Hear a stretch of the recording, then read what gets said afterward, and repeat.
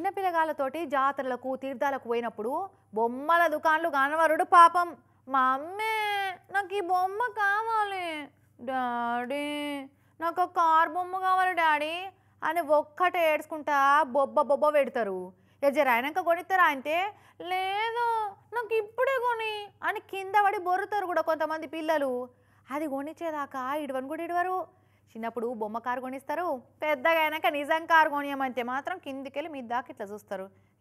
నీకు తిండి పెట్టుడే ఎక్కువతి అన్నట్టు ఒళ్ళుకు కొడేస్తారు. ఇక అది వేరే ముచ్చట. కానీ కేరళలో ఉన్న ఒక గుడికి పెటావోళ్ళు గిట్నే నిజం ఏనుగును వాడొద్దని బొమ్మ ఏనుగును గిఫ్ట్ ఇచ్చారట. మరి దాని కథ ఏందో అరుచుకొనొద్దుమా? భూమి మీద జంతు జాతిని కాపాడేందుకు భూమి మీద అవతరించిన పెటావోళ్ళు మనుషులకేమన్నా ఊకుంటారు కానీ జంతువులకేమన్నా అయితే చూసి అస్సలే తట్టుకోలేరు. అవి పడే బాధను వాటికంటే పెటావోళ్ళే ఎక్కువ పడి వాటి కోసం తల్లాడుతుంటారని చాలా మంది చెప్తుంటారు. ఇక గట్లనే కేరళలో ఏ గుళ్ళె ఉత్సవాలైనా సేవ తీసేందుకు ఏనుగులను వాడుతుంటారు కదా. ఇక అట్లా దైవ సేవల ఏనుగులను వాడుడు చూసి పెటావోళ్ళ గుండెల కలుక్కు అన్నదట.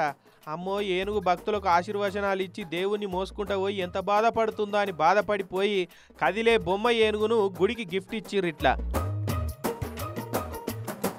కేరళ త్రిశూర్ల కొంబర శ్రీకృష్ణ స్వామి దేవుని గుడి ఉన్నది. ఇక ఆ గుళ్ళే ఇంతకుముందు అసలైన ఏనుగుతోటే దేవునికి సేవలు చేస్తుండేదట.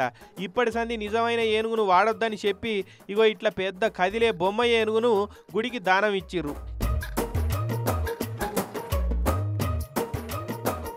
ఎంత గొప్ప మనసో కదా పెటావోళ్ళది.